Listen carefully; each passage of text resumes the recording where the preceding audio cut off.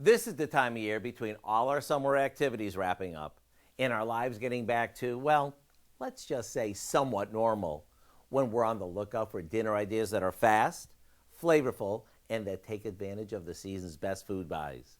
Have you noticed lately how abundant tomatoes are, especially cherry tomatoes and the grape varieties? They're as sweet as can be and are at some of the best prices of the year. Once we get them home, all we do is saute them in some olive oil, garlic, and a bit of crushed red pepper.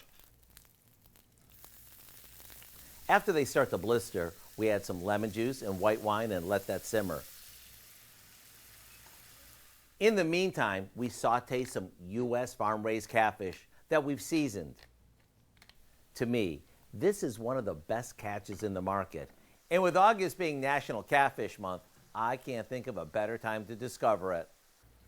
Once they're golden and start to flake, which takes just minutes, we top them with our fresh-tasting sauce. Let me tell you, between the perfect texture and the mellow taste of the fish and the freshness from the tomatoes, are you ever in for a treat?